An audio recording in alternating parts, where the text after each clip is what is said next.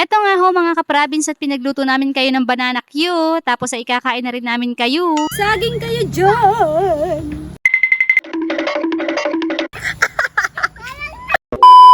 As usual, nagready na nga ho muna si Papa na rin kanyang mahiwagang kalan at magluluto nga ho tayo ng banana Q. Eto nga ho yung mga saging na saba na lulutuin natin. Binalatan na nga ho namin ni Papa. Madali lang naman hong magbalat, kaya natapos din kami kaagad.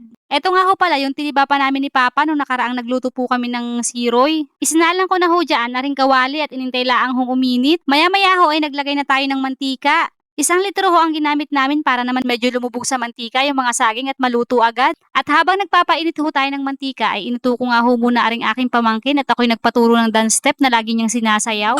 Nung mainit na ho yung mantika ay isa-isa ko na hong inilagay aring mga saging na saba. Natatakot nga ho akong ibuhos ng sabay-sabay at baka tumalsik yung mantika ay talbugan tayo sa peslak. Ay masakit yun. Nung binabalibaliktad ko na nga ho ang mga saging, ipatingin-tingin laang ho aring si Manong Pidoy ninyo. Abay nakalimutan daw ho niyang pwede pala siyang tumulong. Kaya ayan ho at nakidot-dot na rin.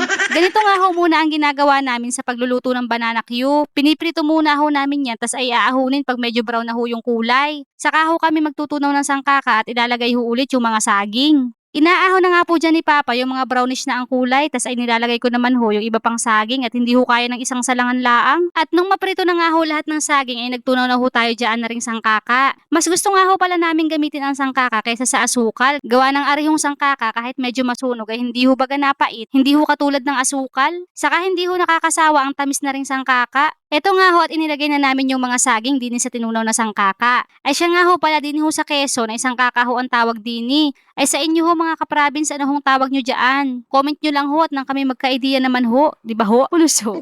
Habang naghahalo nga ho kami dyan ni Papa mga ka-province ay naaalala ko ho nung mga panahong ako'y naglalako ng banana Q. Yung time na gustong gusto ko hong kainin yung paninda ko. At ako nga ho ay natatakam. Yung tipong pag may natira ho baga, ay tuwang-tuwa ako imbis na malungkot. At kakainin ko nga ho yung tira kahit walang tubuin.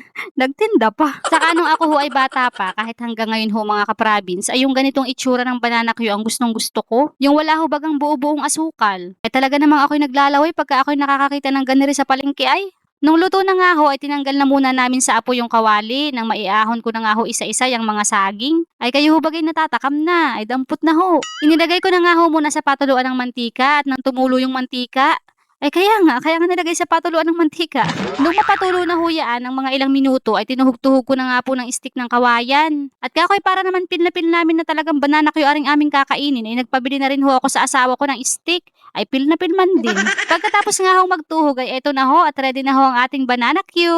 Salamat sa Diyos sa biyaya sa araw-araw. Binibiro ko nga ho yung nagbibideo sa akin, yung kapatid ko hong si Jade. Kakoy aalis na ako at ilalako ko na nga ho ari. Saging kayo dyan! Eto nga ho at kumain na kami. Ay solve na naman nga ho ang merienda sa hapon. Ay siya, sige ho, hanggang dito na lang po muna. Maraming salamat ho sa inyong suporta. Bye-bye, paalam, babush!